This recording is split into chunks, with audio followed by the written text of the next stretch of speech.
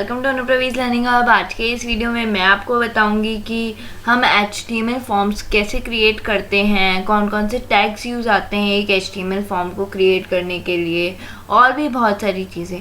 ये बहुत ही इजी है, बट इससे पहले मैं कहना चाहूँगी कि प्लीज़ आप वीडियो को एंड तक देखिएगा ताकि आपको सारी चीज़ें ढंग से समझ में आए। सो हम स्टार्ट करते हैं। Topics to be covered in this video are what is the HTML form. अब हम क्रिएट करने चलेगा, पर हमें ये पता तो होना चाहिए कि HTML फॉर्म होता क्या है, ठीक है। तो और form element, some form attribute जैसे कि ऑटो कंप्लीट एट्रीब्यूट क्या होता है, क्यों यूज़ होता है, place holder attribute, field set and legend attributes, input element जो फॉर्म का एक बहुत बड़ा मतलब एक हिस्सा मान लीजिए, क्योंकि हम इनपुट ही तो देते हैं फॉर्म में। आप बहुत सारी वेबसाइट्स पे देखते हैं एक फॉर्म आता है तो उसमें आप अपना डेटा फिल करते हैं, तो वो एक इनपुट ही तो हो गया, आप इनपुट दे रहे हैं। तो इनपुट तो ऑब्वियसली एक फॉर्म का बहुत बड़ा मतलब हिस्सा है। तो इनपुट एलिमेंट क्या होता है, इनपुट एलिमेंट में भी नेम और वैल्यू एट्रीब्यूट्स क्या होते हैं, क्यों यूज़ आते हैं, लेबल एलिमेंट क्या होता है, टेक्स्ट एरिया एलिमेंट क्या होता है, इनपुट टाइप क्या होता है। इनपुट टाइप मतलब कौन कौन से होते हैं, बहुत सारे इनपुट टाइप्स होते हैं। रेडियो बटन्स हो गए, सिंपल टेक्स्ट टाइप का वो हो गया इनपुट, और जैसे एज होता है तो उसमें तो नंबर टाइप का ही होगा, पासवर्ड हो गया, ईमेल हो गया। तो बहुत सारे इसमें इनपुट टाइप्स हैं, तो हम देखेंगे और कि कौन कौन से होते हैं। और href टैग क्या होता है, अभी हाइपर लिंक एक लिंक क्रिएट करता है, ठीक है, हाइपर लिंक। सो हम स्टार्ट करते हैं what is the HTML form से। An HTML form is use to collect user input, मतलब यूज़र का इनपुट लेने के लिए ये वर्क में आता है। और जो यूज़र इनपुट है वो ज़्यादातर सर्वर तक पहुंचाया जाता है प्रोसेसिंग के लिए। अब आप देखते होंगे कि वेबसाइट पे आप अपना डेटा देते हैं, फिर सबमिट पे क्लिक करते हैं, तो आपका डेटा कहाँ पर जा रहा है, वो सर्वर के थ्रू डेटाबेस में जा रहा है, ठीक है। सो जो प्रोसेसिंग का काम होता है वो बेसिकली बैक एंड वर्क है, वो हम MySQL और PHP की हेल्प से करते हैं। इस वीडियो में मैं आपको बताऊंगी जो आप फॉर्म देखते हैं वो हम कैसे बनाते हैं, ठीक है। और उसके बाद है फॉर्म टैग और फॉर्म एलिमेंट, दोनों एक ही चीज़ें हैं। तो वो फॉर्म टैग होता क्या है, ऑब्वियसली जैसे मैंने हाउ टू क्रिएट टेबल बताया था, तो टेबल बनाने के लिए हम टेबल टैग का यूज़ करते हैं। तो ऐसे ही फॉर्म बनाने के लिए हम फॉर्म टैग का यूज़ करते हैं। ये क्या करता है, HTML फॉर्म क्रिएट करता है ताकि हम यूज़र से इनपुट ले सकें, ठीक है। तो ये जो फॉर्म एलिमेंट है ये कंटेनर है बहुत सारे डिफरेंट टाइप्स के इनपुट एलिमेंट के लिए। जैसे कि मैंने आपको बताया चेक बॉक्सेस एक इनपुट टाइप है, रेडियो बटन से एक इनपुट टाइप है, सबमिट बटन से एक इनपुट टाइप है, और टेक्स्ट टाइप का हमारा इनपुट हो गया। जैसे आपको नेम देना है तो उसमें तो आप टेक्स्ट टाइप का इनपुट ही डालेंगे ना।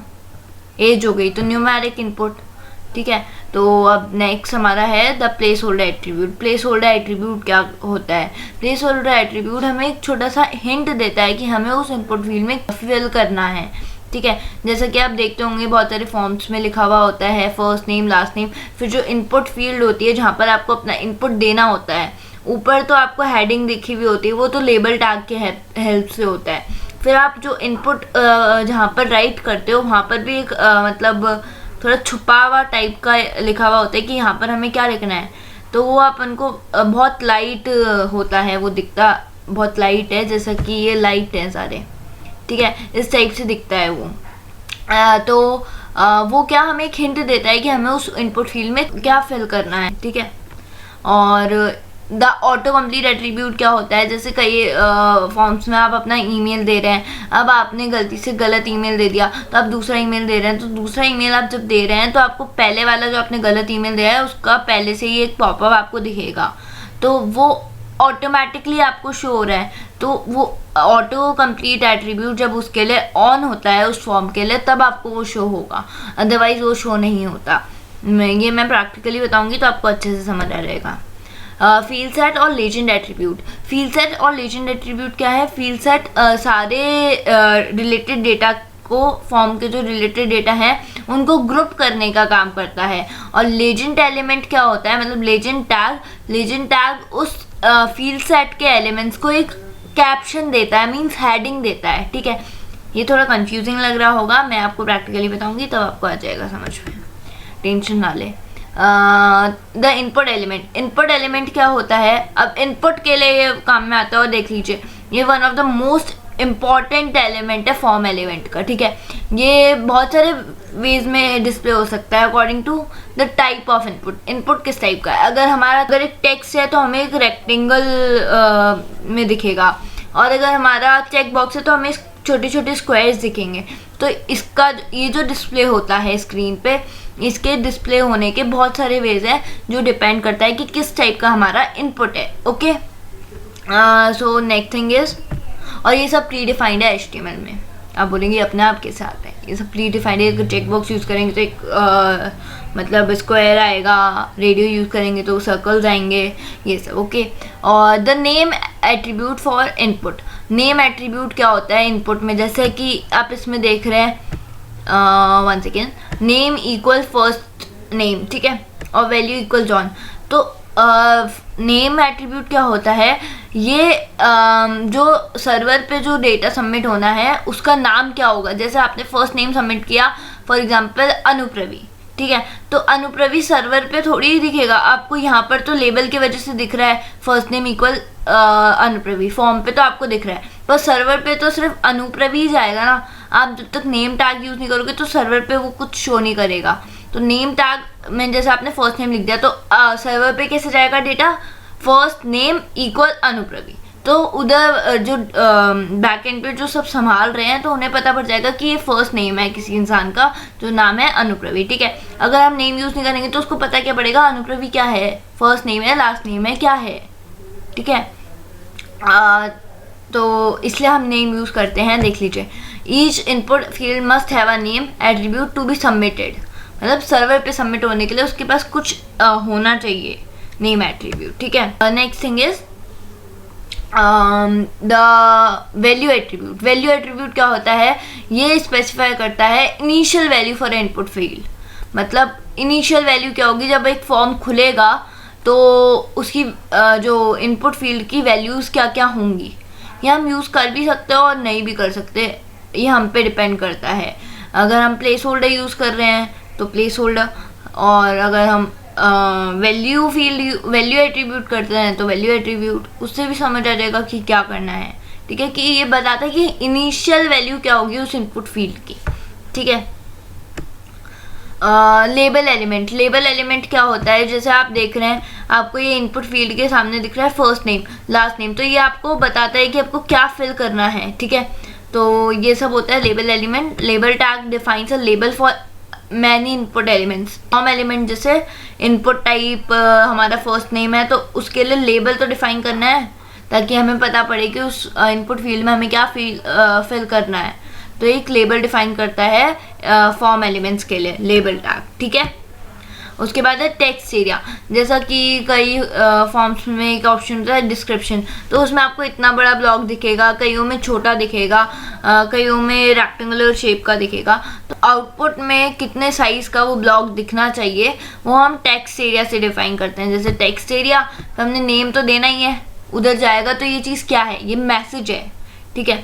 तो और रोज़, मतलब जैसे हमने रोज़ 10 कि हमें उस साइज़ का ब्लॉक चाहिए जिसका रोज़ का मतलब चौड़ाई में तो वो 10 रो के बराबर हो और लंबाई में, हाइट में वो 30 कॉलम के बराबर हो। तो उस टाइप से आपका एक टेक्स्ट एरिया डिफाइन हो जाएगा, ठीक है। मैं आपको प्रैक्टिकली बताऊंगी इनपुट टाइप्स बहुत तरह के होते हैं। बटन हो गया, चेक बॉक्स हो गया, colour, date, email, hidden, image, month, number, password, radio, range, बहुत सारे होते हैं। रीसेट से क्या होगा, आपका पूरा फॉर्म वापस रीसेट हो जाएगा, मतलब सिंपल बन जाएगा, आप वापस डेटा एंटर कर सकते हो।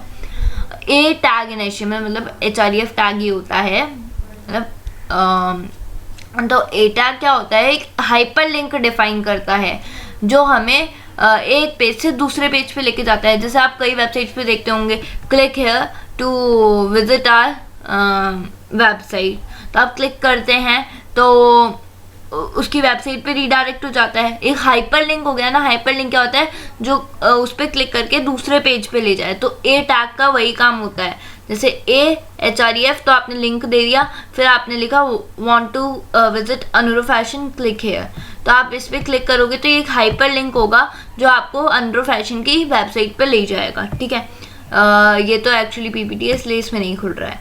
तो अब मैं आपको प्रैक्टिकली बता देती हूँ। जैसा कि पहले मैं एक न्यू फाइल खोलूँगी।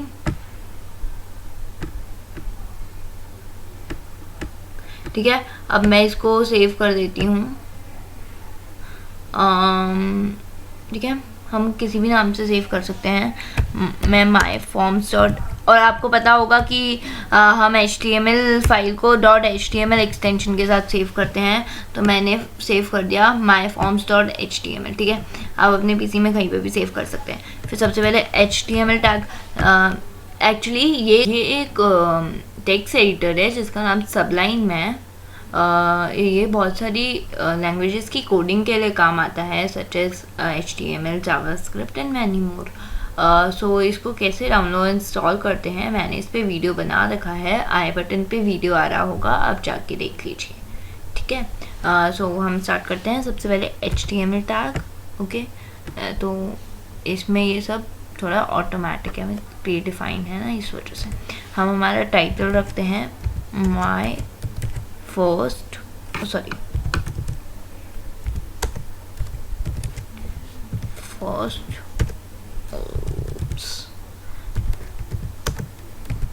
फॉर्म। ओके, सो सबसे पहले हमें क्या फॉर्म टैग का यूज करना है। ओके, उसके बाद हमें क्या करना है, we have to use heading, कि हमारे फॉर्म की हेडिंग क्या है, हमारा किस टाइप का हम रजिस्ट्रेशन फॉर्म बनाते हैं। तो हमने H2 डाला, उसके बाद हमने हमारी हेडिंग डाली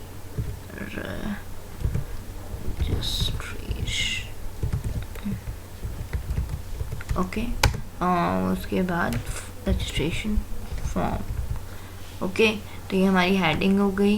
तो अब जैसे हमने हेडिंग डाल दिया, अब उसके बाद जैसे सबसे पहले हमें एक लेबल डालना होगा। लेबल जैसे फॉर यूज़ कर सकते हैं।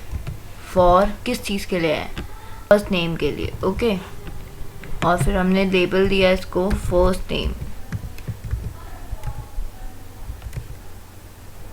First name. ओके, तो ये हो गया, सॉरी, ये हमारा लेबल क्रिएट हो गया। अब हमें इनपुट फील्ड देना है, तो इनपुट यूज़ करेंगे, उसके बाद इनपुट टैग का यूज़ करेंगे, उसके बाद हमारे को टाइप बताना है। अब नेम है तो टेक्स्ट ही होगा टाइप, तो ठीक है।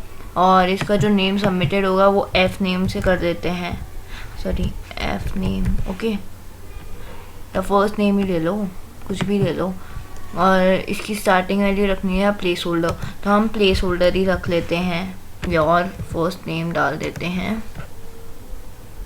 ओके, तो ये प्लेस होल्डर क्रिएट हो जाएगा। अब मैं तो इसको कॉपी पेस्ट कर रही हूँ, ठीक है। तो हमें फर्स्ट नेम, अब हमें लास्ट नेम लिखना है, तो इसको चेंज कर देंगे हम लास्ट नेम। ओके, इधर भी हमें चेंज करना पड़ेगा, तो इधर भी हम चेंज कर देंगे लास्ट नेम। ठीक है, अब place holder right your last name, इधर भी हमें लास्ट नेम करना पड़ेगा, लास्ट। ओके, और इधर हमें नेम में भी लास्ट नेम करना पड़ेगा, लास्ट। ठीक है, LAST। ओके, तो ये हो गया। उसके बाद हमें फर्स्ट नेम लास्ट नेम हो गया। अब हमें ईमेल फिल कराना है, या जेंडर ले लो, तो हमें पहले लेबल क्रिएट करना पड़ेगा। तो हमने लेबल क्रिएट किया, हमने लेबल का नाम जेंडर रख दिया। ठीक है, अब इसी में हमें 3 इनपुट चाहिए, एक ही लेबल में हमें 3 इनपुट चाहिए, तो हमें इनपुट यूज़ करना पड़ेगा। ओके, और फिर जैसा कि टाइप हमें चाहिए अब रेडियो बटन, क्योंकि हमें एक ही चूज़ कराना है। और अगर हम इस सब के लिए अलग अलग लेबल दे देंगे तो वो सबको क्लिक कर देगा, बट हमें तीनों में से एक ही चॉइस लेना है, इसलिए हम हर को लेबल नहीं बनाएंगे। ठीक है, हम सिंपली उधर एक टाइप करा देंगे वर्ड जो हमें आइडेंटिफाई हो जाएगा। ठीक है, जैसे कि अब नेम क्या है, ये जेंडर रख दो कि जेंडर है इंसान का। उसके बाद जैसा कि वैल्यू डालने की रिक्वायरमेंट नहीं है, पर अगर आप डालना चाहो तो आप डाल सकते हो। वैल्यू मेल, सबसे पहला जेंडर। ओके, और इधर हम लिख देंगे मेल। ठीक है, ताकि वो उधर प्रिंट हो जाएगा। इधर भी आर टैग का यूज़ कर लेंगे। ठीक है, अब ये हमें फीमेल करना है तो हम फीमेल कर देंगे। ठीक है, और ये हमें अदर्स रखना है तो हम अदर्स रख देंगे। ठीक है, तो इधर भी हमें चेंज करना पड़ेगा नाम, तो इसका नाम तो हमें फीमेल रखना है तो फीमेल रख देंगे। इसका नाम हमें अदर्स रखना है तो हम अदर्स रख देंगे।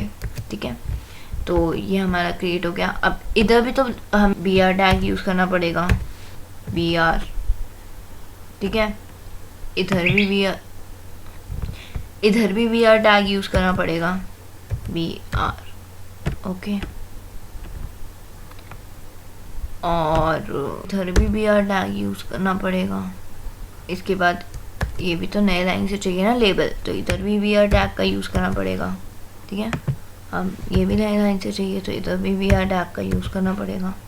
जो भी चीज़ हमें नई लाइन से चाहिए होती है तो हम बी आर टैग का यूज़ करते हैं। ठीक है, अब हम एक बार आउटपुट देख लेते हैं।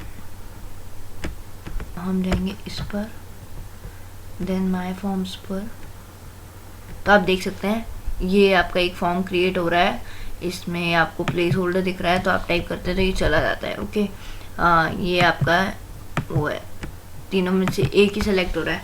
अगर आप लेबल इनको क्रिएट कर देते तो ये सब सेलेक्ट हो सकते थे। ठीक है, इसलिए हमने लेबल नहीं करा, इसको सिंपली हमने एक टेक्स्ट के रूप में प्रिंट करा दिया।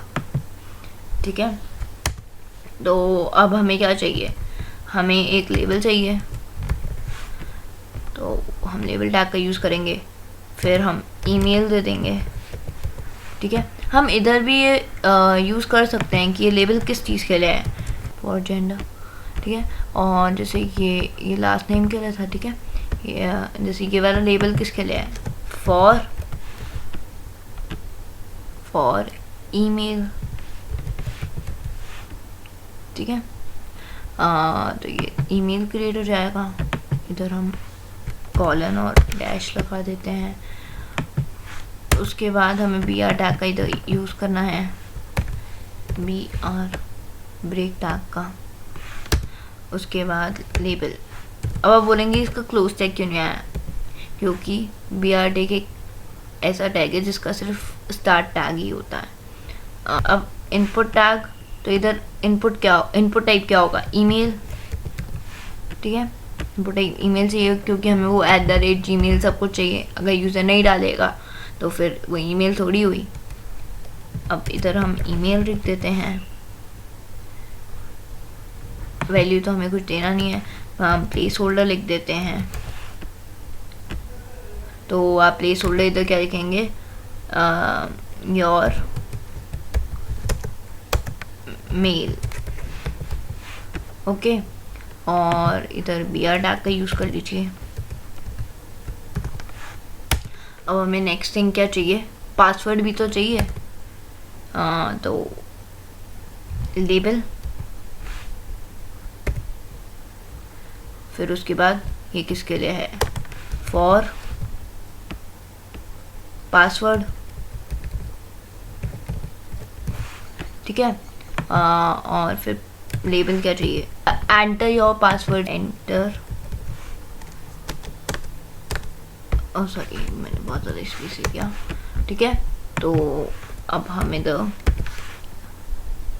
ये तो लेबल क्रिएट हो गया। अब हमें इधर इनपुट देना पड़ेगा इसके लिए, तो हम इनपुट यूज़ करेंगे, इनपुट टैग। फिर इधर हमें क्या चाहिए, पासवर्ड टाइप का इनपुट चाहिए, वो जो हिडन हो जाता है ना आप जब पासवर्ड टाइप करते हो, तो ये पासवर्ड टाइप के इनपुट से होगा। ठीक है, नेम क्या चाहिए, हम PWD डाल देते हैं, हम प्लेस होल्डर लिख देते हैं सिंपल, सॉरी तो प्लेस होल्डर क्या लिखें, योर पासवर्ड। ठीक है, योर पासवर्ड हमारा प्लेस होल्डर हो गया। उसके बाद अब वो एक बार कंफर्म भी मांगता है, तो हम कंफर्म वाला भी एक फील्ड बना लेते हैं।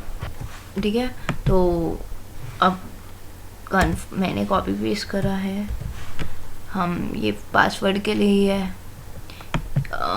एंटर योर कंफर्म पासवर्ड चाहिए इस बार लेबल, तो हम कंफर्म लिखेंगे इधर।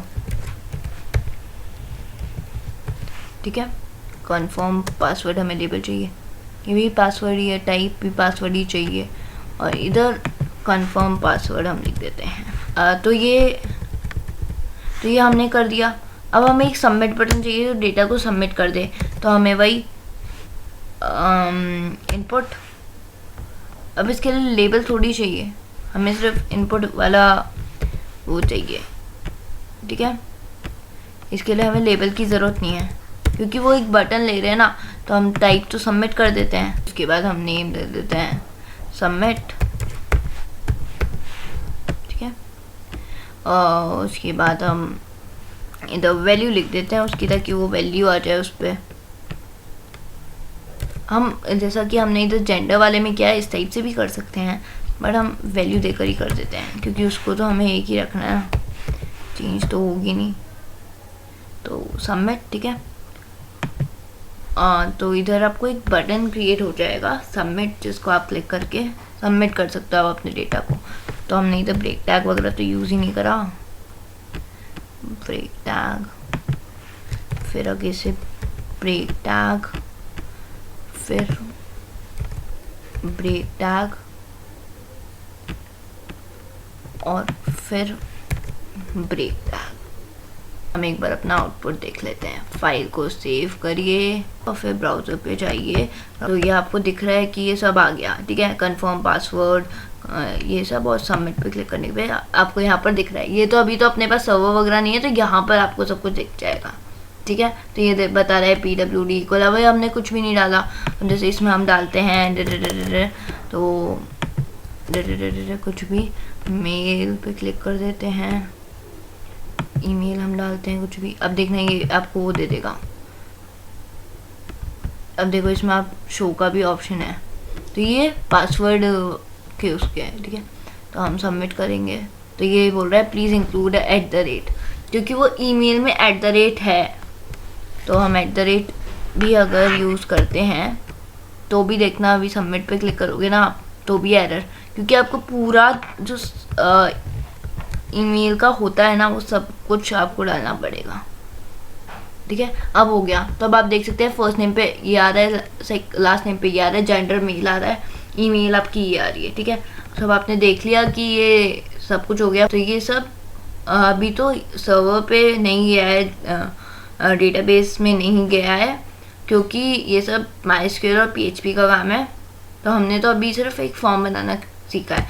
हम जैसे हम इधर ऑटो कंप्लीट डाल देते हैं, फॉर्म में ही डाल देते हैं पूरे में, ऑटो कंप्लीट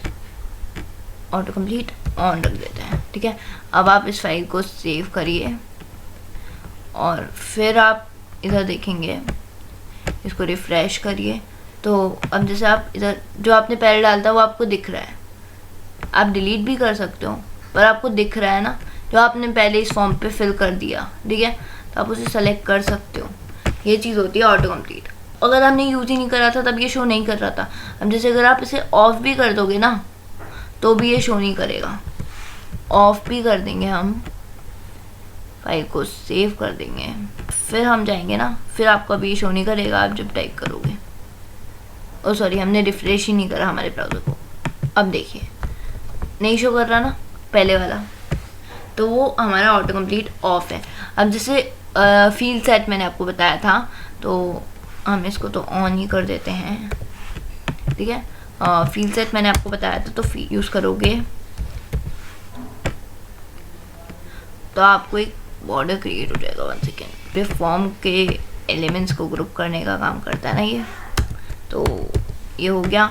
और लेजेंड क्या एक कैप्शन देता है फील्ड सेट को, ठीक है। हम लेजेंड यूज़ करते हैं तो हम क्या करें, यूज़र डिटेल्स नाम रख दें या फिर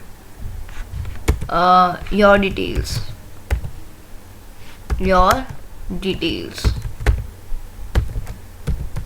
ठीक है। हमने ये रख दिया, तो योर डिटेल्स हमने लेजेंड का वो रख दिया। फाइल को सेव करेंगे, ब्राउज़र पे जाएंगे और हम रिफ्रेश करेंगे, तो आपको दिखता है कि ये एक बॉर्डर हो गया और इसका कैप्शन हो गया योर डिटेल्स। तो ये योर डिटेल्स तो लेजेंड के वजह से हुआ है क्योंकि ये कैप्शन देता है फील्ड सेट को, और ये बॉर्डर जो क्रिएट हुआ है इसने सारे फॉर्म के एलिमेंट्स को ग्रुप कर दिया, तो इससे थोड़ा हमारा अट्रैक्टिव लग रहा है फॉर्म। तो ये सब होता है, ठीक है। तो हमें एक डिस्क्रिप्शन टेक्स्ट एरिया का मैं बता रही हूँ आपको। तो जैसा कि हमें एक डिस्क्रिप्शन, हमने लेबल बनाया, लेबल, ठीक है। फॉर डिस्क्रिप्शन डाल देते हैं, पर डिस्क्रिप्शन में इस डिस्क्रिप्शन की रिक्वायरमेंट नहीं है रजिस्ट्रेशन फॉर्म में, पर मैं आपको समझाने के लिए बता रही हूँ। जैसे हमने इसका डाल दिया डिस्क्रिप्शन, ओके, डिस्क्रिप्शन। अब हमें इधर भी डाल दिया डिस्क्रिप्शन, ओके। हमने लेबल डाल दिया। अब उसके बाद हमने टेक्स्ट एरिया डाल दिया, टेक्स्ट एरिया, ठीक है। टेक्स्ट एरिया हमें चाहिए, तो हम इसका साइज कर देते हैं 10 रोज और 40 कॉलम्स के बराबर। उसके बाद हम इसे सेव करते हैं, तो हम ब्राउज़र पे जाते हैं, हम इसको रिफ़्रेश करते हैं, तो अब आपको ये पूरा दिख रहा है जो आपने टेक्स्ट एरिया में लिखा था, ये आपको पूरा दिख रहा है। अब इधर आप टैप करके अपना डिस्क्रिप्शन टाइप कर सकते हो जितना भी आपको चाहिए, ठीक है। तो ये होता है हाइपर लिंक बता रही हूँ मैं आपको अब। तो ए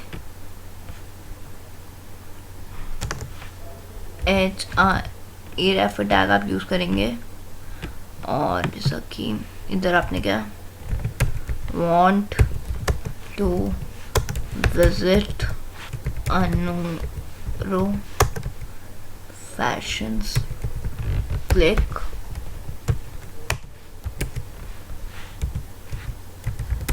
हेयर, ओके।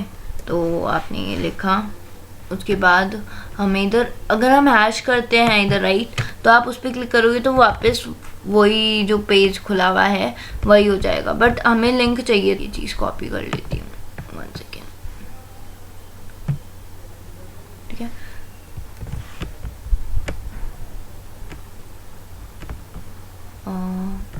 ठीक है, तो इधर हमें